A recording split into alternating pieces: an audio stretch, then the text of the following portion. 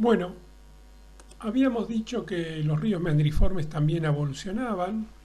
Esa avulsión no es tan frecuente como en el caso de ríos entrelazados, pero obviamente avulsionan en el tiempo.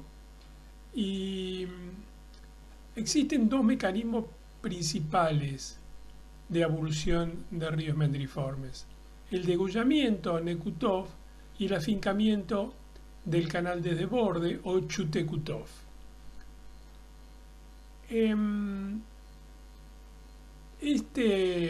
Veamos primero el caso del Nekutov o el degollamiento.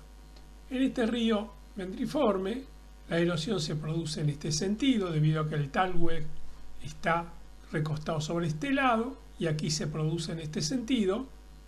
No es difícil imaginar que en algún momento las dos superficies en erosión se tocan, el canal rectifica entonces su trayectoria, sigue por aquí y abandona parte del canal previo. ¿Cómo ocurre aquí? O sea, el degollamiento se produce cuando tengo erosión en el borde externo del meandro en direcciones opuestas. El afincamiento del canal de desborde o Nekutov es distinto. Tenemos un canal en una situación A, el canal fluye de acuerdo a cómo están distribuidas las flechas. Pero durante una situación de incremento en el caudal próximo al desborde, se activa el canal de chute. Una vez que se vuelve a la normalidad, el canal de chute queda desactivado y el canal vuelve a su trayectoria anterior. ¿Qué es lo que ocurre? Esto se repite n veces hasta que el canal de chute queda una topografía ligeramente menor al canal principal.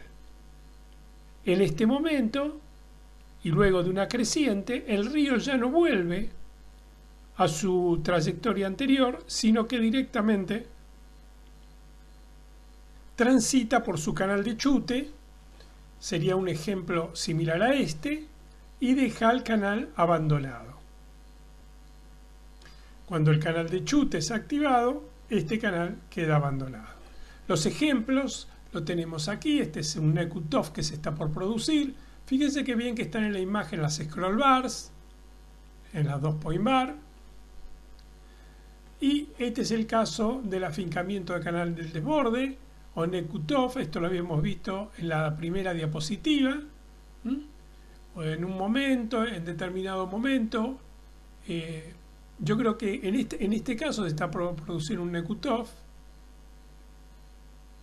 Este canal en algún momento se va a rectificar y va a dejar de tener su trayectoria anterior y directamente va a venir por aquí y abandona el canal en esta posición.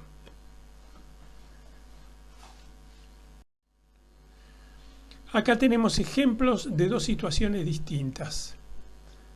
En primer lugar, el Chutekutov o afincamiento de canal de desborde. Fíjense que cuando eso ocurre, cuando este proceso domina, los canales abandonados no son muy cerrados, no forman exactamente herraduras, sino que más vale dejan un diseño abierto. Aquí hay un chute todavía trabajando. El día de mañana este tramo del canal va a ser abandonado. En cambio, cuando el que priva es el Nekutov, los canales abandonados tienen mucha más forma de herradura porque lógicamente son más cerrados. Piense que cuando esto sea abandonado, todo esto va a ser mucho más cerrado. Lo mismo que aquí. Ahora bien, podríamos preguntarnos, bueno, ¿y cuál es el relleno de un canal abandonado? Sea por Chutekutov o sea por Nekutov. Y aquí hay dos perfiles que tratan de mostrar el relleno de un canal abandonado. En ambos casos existe una fase inicial que corresponde al canal activo. O sea, por ejemplo, el desarrollo de la point bar.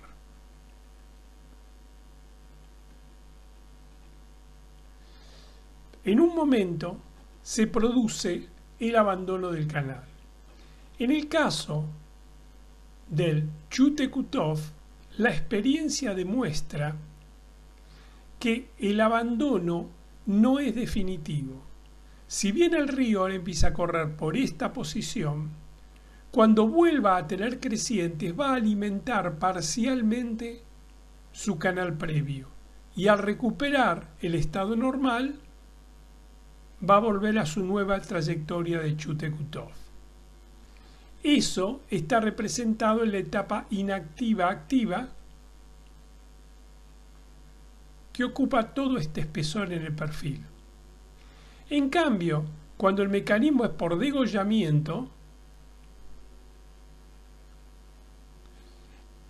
el término inactivo-activo es breve. Dicho de otra forma, generalmente el río no vuelve o solo lo hace durante muy breve tiempo a correr por su trayectoria anterior durante una creciente. Y luego pasamos al periodo inactivo. Las litofacies que observaríamos en los periodos activos, inactivo-activo e inactivo, yo las he señalado aquí. Lo que hay que destacar es el escaso espesor en un canal abandonado de este término inactivo-activo en comparación cuando tengo el mecanismo de abandono por afincamiento del canal, a diferencia de lo que ocurre en un degollamiento. Fíjense además lo que decíamos antes. Aquí se ve bien que el mecanismo de abulsión principal es degollamiento. Por eso los canales abandonados tienen forma de herradura y son bien cerrados. Otro aspecto es este canal abandonado que se alcanza a ver aquí. Fíjense que aún recibe probablemente sedimento durante las crecientes,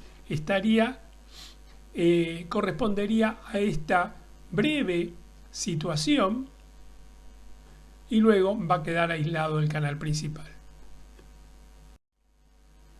Muy bien, vamos a referirnos un poco a las planicies de inundación. Vamos a preguntarnos primero qué es una planicie de inundación y la segunda pregunta que nos vamos a hacer es si existen diferentes tipos de planicies de inundación. Primero, vamos a aclarar qué es una planicie de inundación. Desde el punto de vista sedimentológico, una planicie de inundación es un área en la cual durante una creciente se produce la depositación de sedimentos. La definición es ligeramente diferente a un hidrólogo, porque un hidrólogo o un ingeniero puede considerar la planicie de inundación como el área alcanzada por el agua en una creciente. En cambio, en sedimentología pedimos que haya depositación de sedimentos. Nosotros clasificamos a las planicies de inundación en dos tipos. Esta clasificación la usamos en este curso y aclaro que no es de uso general. Eso lo aclaro por si buscan en los libros y no aparece. Yo dividiría las planicies de inundación en dos tipos: planicies confinadas y no confinadas. ¿Cuál es el elemento de confinamiento? El albardón. El albardón es un elemento geomórfico que produce un salto hidráulico durante el estado de inundación entre el canal y la planicie. Es decir, en el estado de bank full, en estado de canal completo, antes de producirse la inundación, el sistema está confinado. Pero ni bien se produce el desborde, el albardón actúa produciendo un marcado salto hidráulico. O sea, la velocidad dentro del canal es mucho mayor que en la planicie de inundación cuando ya tenemos el estado de inundación. Eso equivale a decir que solo sedimento fino es transportado a la planicie de inundación cuando existe un albardón, entendiendo por sedimento fino fango, arcilla y arena fina. Por el contrario, la grava y la arena más gruesa sigue en tránsito dentro del canal. Esto ocurre si y solo si existe un albardón, y por lo tanto podemos decir que la planicie está confinada y separada del canal. Eso es típico de los ríos meandriformes, que son los que estamos viendo. En cambio, en los ríos entrelazados no existe el elemento geomórfico albardón. En este caso no existe un salto hidráulico, y esa es la razón por la cual la planicie de inundación, como habíamos discutido en la clase anterior, en ríos entrelazados, tiene una granulometría similar a los depósitos de canal. Eso hace que diferenciar la planicie de inundación en un río entrelazado sea bastante complicado. Por eso podríamos preguntarnos cómo serán las planicies de inundación en ríos meandriformes y fundamentalmente de grano fino. ¿Cómo serán las planicies de inundación de ríos entrelazados? Tendrán características similares al depósito de canal y por lo tanto serán de grano mucho más grueso. Aquí tenemos el estado de inundación. En la figura de la parte superior vemos el albardón y vemos lo que vamos a denominar una inundación mantiforme. En este esquema de la parte superior no se ve ningún lóbulo de desbordamiento, sino que simplemente el canal desborda al albardón y sus aguas se extienden sin encauzarse sobre la planicie y la cuenca de inundación. En la foto inferior tenemos la misma situación que está ilustrada arriba. Observen cómo el albardón todavía emerge en gran parte de la trayectoria.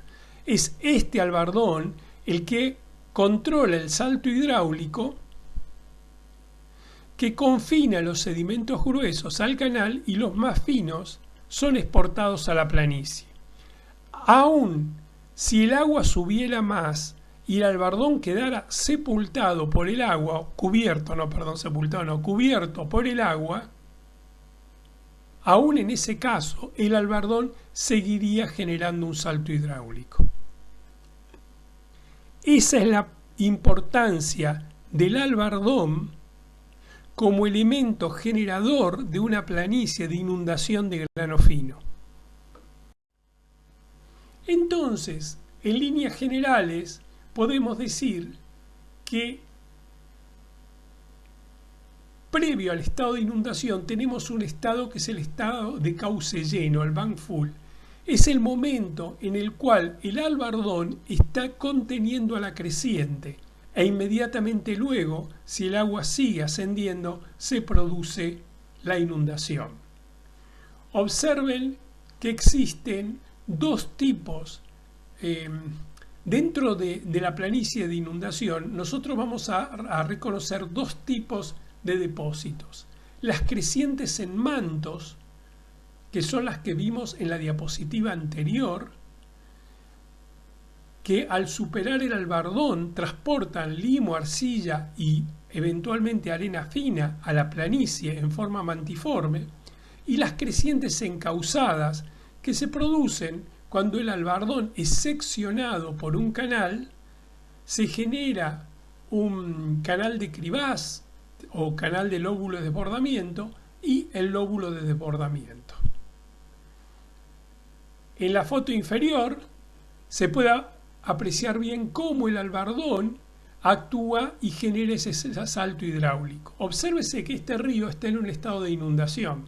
Sin embargo, el albardón continúa emergido y es el que permite diferenciar los sedimentos que van a seguir siendo transportados por el canal donde tengo la mayor velocidad de aquellos que van a ser exportados a las cuencas de inundación.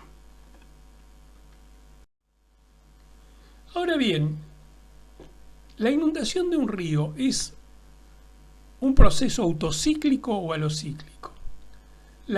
Los procesos de inundaciones son totalmente autocíclicos. Los ríos, en su propia evolución, inundan. En este sentido es muy ilustrativa esta diapositiva en la que se ha graficado los intervalos de recurrencia en años, 1 año, 10 años, 100 años, 500 años en escala logarítmica, en función en escala lineal del pico de descarga, o sea, el caudal en la máxima descarga y la altura en pies, aquí en pies cúbicos por segundo. Observemos que existe una correlación bastante acotada entre los intervalos de recurrencia y el caudal. Ahora bien, este río sufre dentro de los 10 años varias crecientes con caudales comprendidos en estos valores y con alturas menores a los 28 metros o 29 metros. Ahora bien, luego existen crecientes excepcionales que se producen cada 50 años. Estas crecientes excepcionales obviamente tienen más caudal y el río alcanza mayor altura. Tengan en cuenta que en esta circunstancia la cantidad de material fino exportado a la planicie va a ser mucho mayor. Luego tenemos crecientes que se producen cada 100 años, en este caso registrada una sola. Obviamente habrá mayor exportación de sedimento fino a la planicie, y luego tenemos aquellas que se producen por encima de los 100 años. Acá tenemos un ejemplo que alcanzó los 40 metros de altura con respecto al nivel normal del cauce del río. Entonces decía que existe momentos en que el río va a desbordar con una cierta intensidad o va a exportar sedimento fino a la planicie en un cierto volumen, con un cierto espesor de sedimento va a quedar registrado, pero va a haber otros desbordes que, debido a su elevado caudal y a la gran profundidad del agua en la planicie, van a generar espesores mucho más grandes de sedimento.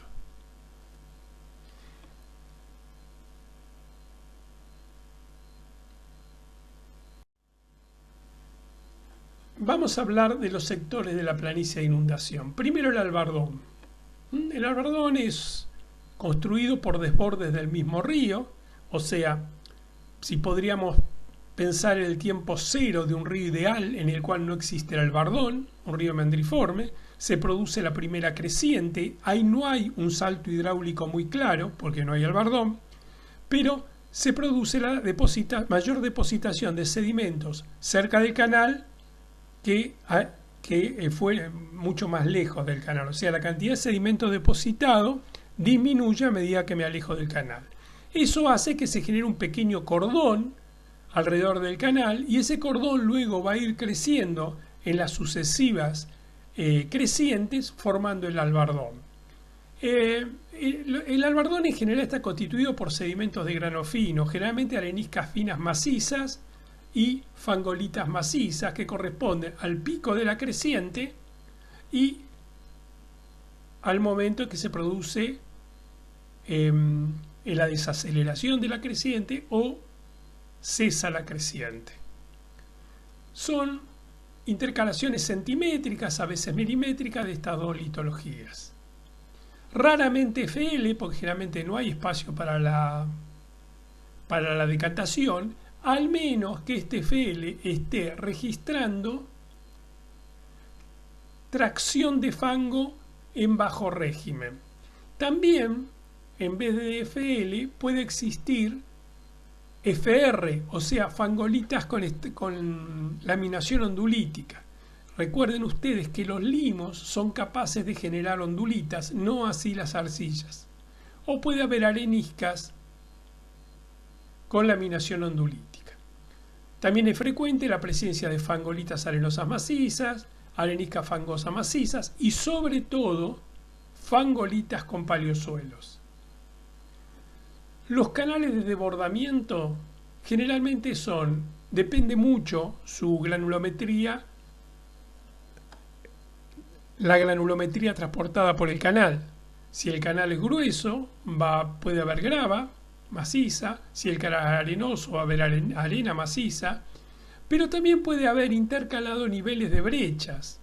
Y esas brechas son intraformacionales macizas y los clastos son los clastos arrancados del albardón que ha sido seccionado. Por eso son brechas intraformacionales. E incluso, si hay vegetación, pueden tener restos de troncos, obviamente transportados. Los lóbulos de desbordamiento, cribas splay, están formados por areniscas macizas, areniscas fangosas macizas, areniscas con laminación ondulítica, porque en general son desplayes en los cuales no alcanzan a generarse formas de lecho. Existen algunos ejemplos muy puntuales en donde se generan pequeñas megaóndulas o dunas durante las crecientes. Esas mesoformas entonces son capaces de generar estratificación entrecruzada en artesa, si las megaóndulas son del tipo 3D, o tabular planar, si son del tipo 2D. En general, el espesor de los lóbulos de desbordamiento en los sistemas meandriformes es menor a 2 metros. Vamos a ver en la próxima clase que el espesor en los ríos anastomosados es mucho mayor. A la cuenca de inundación la vamos a dividir en dos sectores. El sector proximal es el que recibe más arena, el que está más cerca del canal y obviamente está más allá del albardón.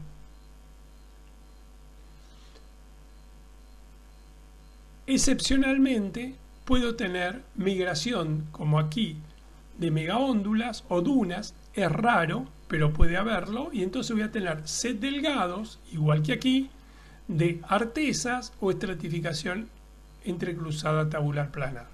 En la cuenca de inundación distal lo que llega es fango, fangolitas laminadas, macizas o con paleosuelos, y excepcionalmente pueden llegar areniscas finas con laminación ondulítica de corriente.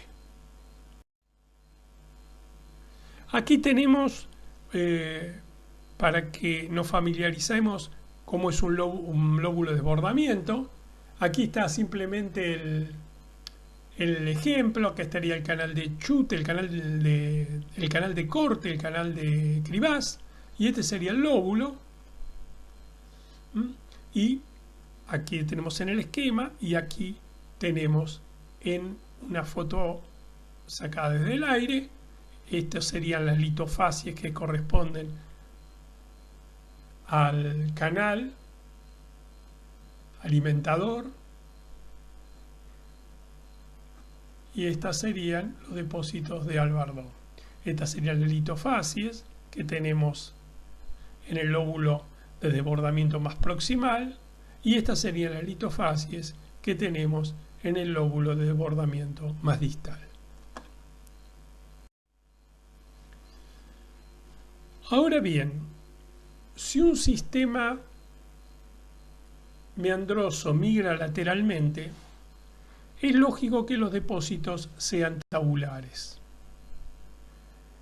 En este ejemplo tenemos el desarrollo clásico de un ciclo grano decreciente que incluye depósitos de canal residual, el depósito de la point bar, el depósito de albardón y el depósito de cuenca de inundación, hasta que nuevamente la planicie de inundación es erodada parcialmente por la instauración, el pasaje de un nuevo canal meandriforme.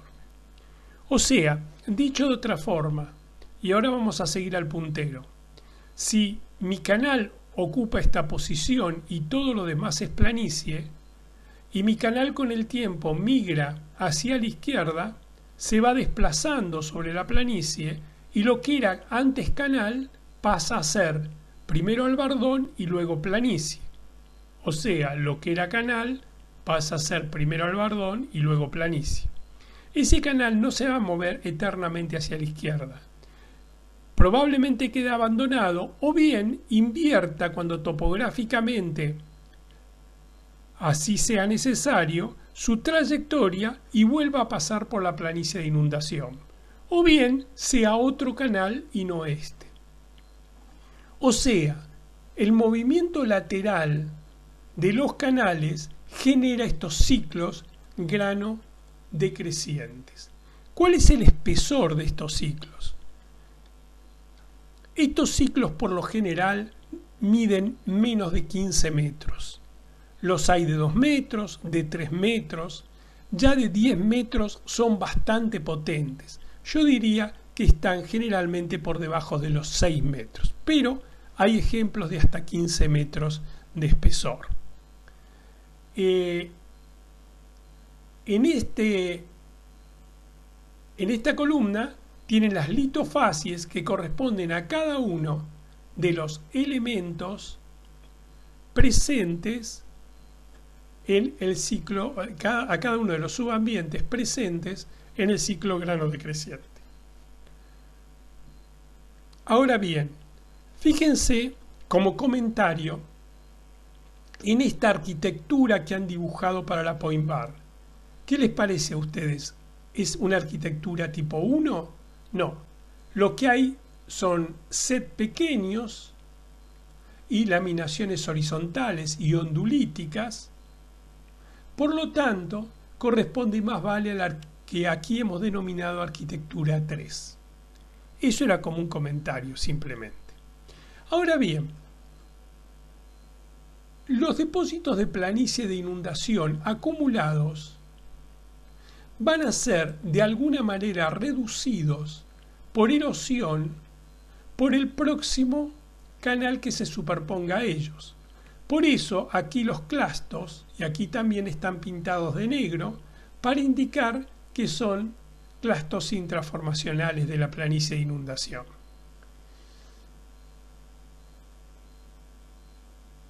Si la tasa de subsidencia es baja, es decir, si la planicie o toda la secuencia no es depositada rápidamente, gran parte de la planicie podrá ser erodada. Por el contrario, si la tasa de subsidencia es alta, la planicie en su mayor parte será sepultada antes del paso del nuevo canal y tendré mayor preservación de planicie de inundación. Lo que yo quiero decir es que el espesor que yo estoy viendo cuando veo uno de estos ciclos de planicie de inundación es solo parcial.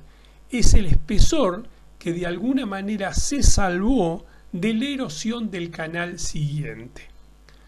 Y en parte es la subsidencia la que regula el espesor de la planicie que se va a preservar.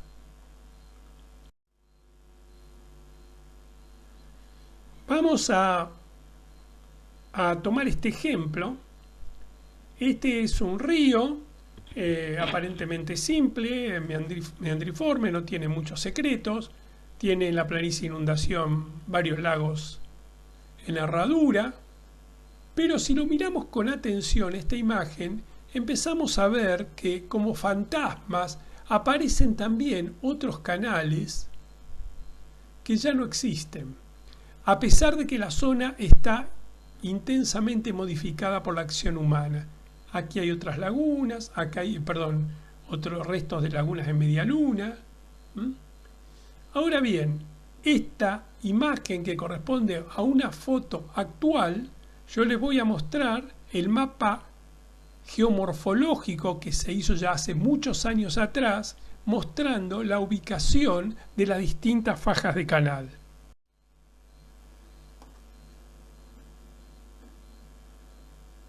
Lo que en realidad tenemos hoy en día es una porción de este canal que estoy señalando con el cursor, y todas estas son fajas de canales abandonados o bien diferentes episodios de canales que transitaron en uno y otro sentido dentro de esta faja de canales. Entonces, lo que yo quiero decir es lo siguiente: una cosa es un canal, aquí debe haber habido otro canal más antiguo, aquí otro canal más antiguo y así sucesivamente. Pero fíjense ustedes que casi todos los canales quedaron confinados en este ejemplo a un valle al cual le vamos a llamar, porque todo esto es llano, no hay topografía, pero la microtopografía de la zona confinó a los canales a un determinado sector, y a esto le vamos a llamar faja de canales meandriformes.